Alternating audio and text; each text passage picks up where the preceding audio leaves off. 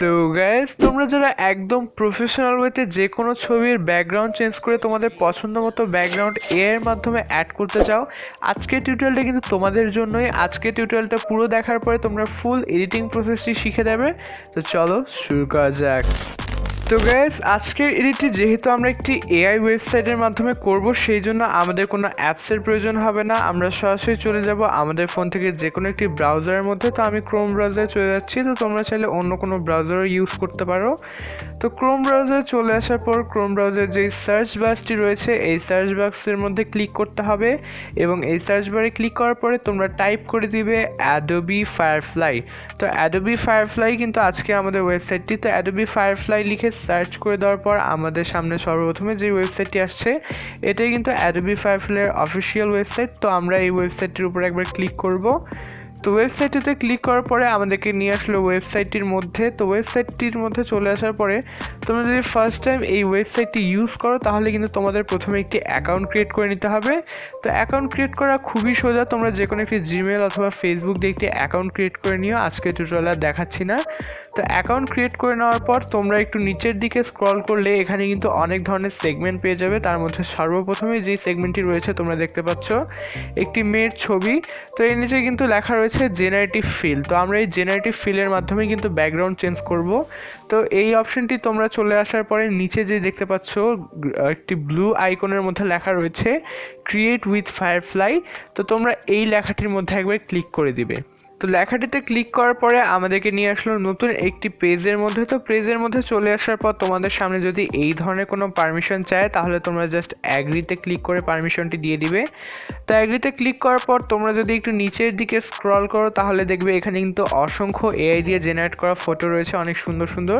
তোমরাও চাইলে এই ওয়েবসাইটের মাধ্যমে এই ধরনের ফটোগুলো জেনারেট করে ফেলতে পারো। কিন্তু যেহেতু আমরা আজকে ফটোর ব্যাকগ্রাউন্ড চেঞ্জ করব, তো সেই জন্য আমরা একদম উপরে চলে আসব এবং উপরে চলে আসার পর আমরা একটি অপশন পেয়ে যাব আপলোড ইমেজের।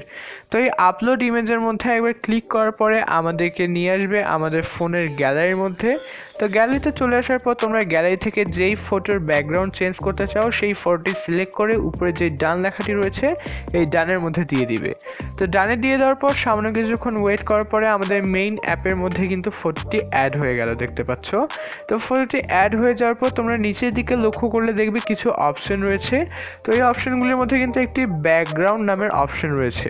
তো তোমরা জাস্ট সিম্পলি এই ব্যাকগ্রাউন্ড লেখাটির মধ্যে একবার ক্লিক করবে এবং ব্যাকগ্রাউন্ডে ক্লিক করার পরেই সামনে কিছু সময় নিয়ে কিন্তু আমাদের ফটোর যে ব্যাকগ্রাউন্ডটি রয়েছে সেটি একদম প্রফেশনাল ওয়েতে রিমুভ হয়ে যাবে। তো তোমাদেরকে যদি একটু জুম করে দেখাই, তাহলে তোমরা বুঝতে পারবে যে কতটা পরিষ্কারভাবে আমাদের ব্যাকগ্রাউন্ডটি রিমুভ হয়েছে। দেখতে পাচ্ছ প্রত্যেকটা ডিটেল কিন্তু সুন্দর মতো রিমুভ হয়েছে। অনেক অ্যাপে কিন্তু ব্যাকগ্রাউন্ড রিমুভ করলে ফেটে যায়, যার ফলে ফটোটা রিয়েলিস্টিক লাগে না। কিন্তু এখানে তোমরা এডিট করলে বুঝতে পারবে যে কতটা প্রফেশনালভাবে রিমুভ হয়। তো ব্যাকগ্রাউন্ডটি রিমুভ হয়ে যাওয়ার পর তোমরা নিচের দিকে একটি বক্স পেয়ে যাবে, দেখতে পাচ্ছ ডিসক্রাইব বক্স। তো আমরা এই ডিসক্রাইব বক্সের মধ্যে যা লিখে দিব সেই অনুযায়ী কিন্তু আমাদের ব্যাকগ্রাউন্ডটা চেঞ্জ হতে থাকবে। তো তোমরা এখানে যেই ধরনের ব্যাকগ্রাউন্ড চাও, যেই ধরনের সিনারি চাও, জাস্ট লিখে দিবে আর এআই কিন্তু সেই ধরনেরই ব্যাকগ্রাউন্ড নিয়ে আসবে। তো আমি এক্সাম্পলের জন্য জাস্ট লিখে দিচ্ছি ইন আ ফরেস্ট। তোমরা এখানে তোমাদের পছন্দ মতো যে কোনো কিছুই লিখে দিতে পারো।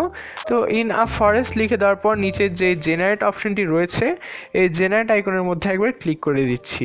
তো জেনারেটে ক্লিক করার পর আমাদের সামনে কিছুক্ষণ ওয়েট করতে হবে। আর যতক্ষণে এআই আমাদের ফটোগুলো মেক করছে, তোমরা কিন্তু চাইলে তোমাদের এই ভাইয়ের চ্যানেলটিকে এক্ষুনি সাবস্ক্রাইব করে রাখতে পারো এই ধরনের নতুন নতুন ভিডিও এবং ফটো এডিটিং টিউটোরিয়াল পাওয়ার জন্য। তো দেখতে পাচ্ছ সামান্য কিছুক্ষণ ওয়েট করার পরেই এআই কিন্তু আমাদেরকে প্রথমে 3টি অপশন দিয়েছে। প্রত্যেকটি অপশনই কিন্তু অনেক সুন্দর।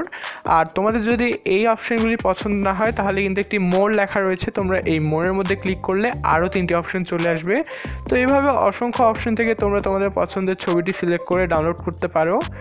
তো আমার এই যে ছবিটা দিয়েছে এই ছবিটাই পছন্দ হচ্ছে। তো তোমাদের যেই ছবিটি ভালো লাগবে ডাউনলোড করার জন্য তোমরা ওই ছবিটিতে গিয়ে নিচে যে কিপ লেখাটি রয়েছে এই কিপের মধ্যে একবার ক্লিক করবে। তো কিপ লেখাটির ওপরে ক্লিক করার পরে তোমরা উপরের দিকে যদি একটি লক্ষ্য করো, এখানে কিন্তু একটি আপলোড আইকনের মতো একটি আইকন দেওয়া রয়েছে। তো তোমরা জাস্ট এই আইকনটিতে ক্লিক করলেই দেখবে ডাউনলোডের একটি অপশন চলে এসেছে। তো তোমরা জাস্ট সিম্পলি ডাউনলোড লেখাটির মধ্যে ক্লিক করলে কিন্তু তোমাদের ফটোটি ডাউনলোড হওয়া শুরু হয়ে যাবে। কিন্তু এখানে একটি সমস্যা রয়েছে, এই ওয়েবসাইটে যেহেতু আমরা ফ্রিতে ইউজ করছি, এখানে কিন্তু ডাউনলোড করলে একটি অ্যাডোবির ওয়াটারমার্ক চলে আসবে। তো তোমরা ওয়াটারমার্ক না চাইলে কি করতে পারো, একটা স্ক্রিনশট মেরে পরে ক্রপ করে নিতে পারো। সো গাইস, তোমাদের কাছে যদি আজকে টিউটোরিয়ালটি সামান্য একটু হলেও হেল্পফুল মনে হয়, এই ভিডিওটা থেকে সামান্য কিছু হলেও শিখে থাকো, তাহলে প্লিজ তোমাদের এই ভাইয়ের চ্যানেলটিকে একটু সাপোর্ট করে একটা সাবস্ক্রাইব দিয়ে যাও।